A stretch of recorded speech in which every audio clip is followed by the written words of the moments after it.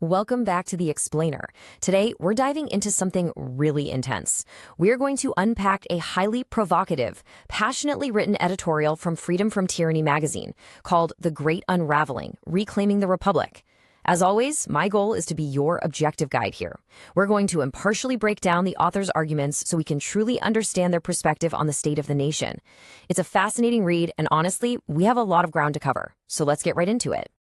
Okay, let's dive into this. Right out of the gate, the editorial hits us with this striking quote. The American experiment was never meant to be a self-sustaining machine.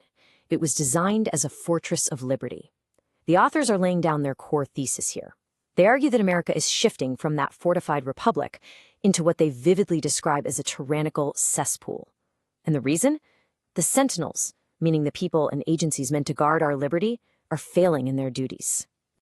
Here is our roadmap for today. We'll quickly cover the premise of unraveling, look at the 3 pillars of decay, map out the systemic failures, explore the constitutional tools they mention, discuss immediate steps, and finish up with the role of the citizen. All right, Section 1, the premise of unraveling, a failing fortress. To really understand this premise, we have to look at the author's diagnostic model. Think of the government like a giant machine. The text asserts that all the vital security alarms and fail-safes on this machine have essentially been disabled by the operators, leading to a deep and dangerous dereliction of duty. You have to note how they frame this. They don't see this as some routine maintenance issue or your standard partisan bickering. No, they elevate it to a matter of national survival, arguing that this crisis requires the immediate removal of complicit officials. Moving on to Section 2, the 3 pillars of decay, which are the symptoms of this failure. Now, what's really interesting about this slide is how the authors say tyranny actually begins. The first pillar is the architecture of fraud. They argue it doesn't start with a dramatic military coup. It starts with the slow erosion of truth through financial and electoral fraud. They point to bloated bureaucracies where billions in improper payments just vanish and broken regulatory checks where watchdog agencies get way too cozy with the massive industries they're supposed to be policing. The second pillar is the poisoning of a nation. And wow, the text makes a very heavy accusation here. They explicitly allege that the massive importation of lethal narcotics, specifically pointing to the fentanyl crisis, is actively facilitated by cartels that are, in their words, controlled by the CIA. The publication argues that by failing to secure the borders against this chemical attack on our youth, the government is completely abdicating its number one duty of defense. Then we hit the third pillar, murder in the public square. So the crucial point the authors are making is that they view the current justice system as a revolving door. They claim it prioritizes ideological experimentation over basic public safety. According to the text, unchecked violent crime creates a psychological tyranny in communities, which totally shreds the social contract between the government and us, the citizens. Let's look at Section 3, mapping systemic failures, or what they call the sectors of rot.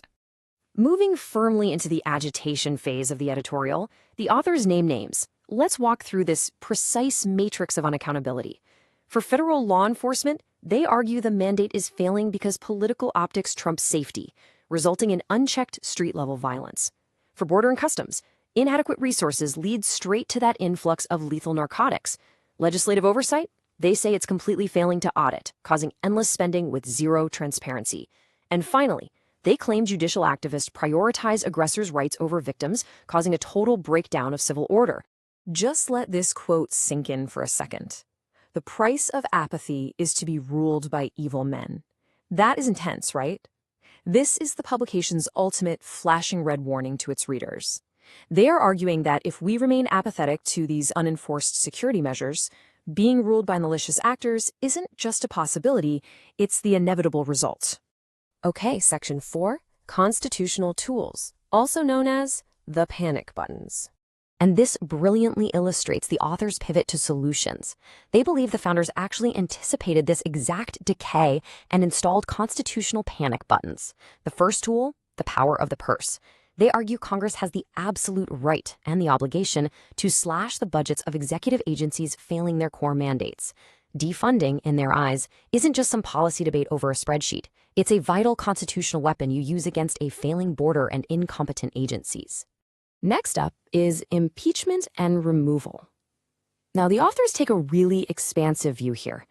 They argue impeachment shouldn't be treated as some dramatic event reserved only for presidents.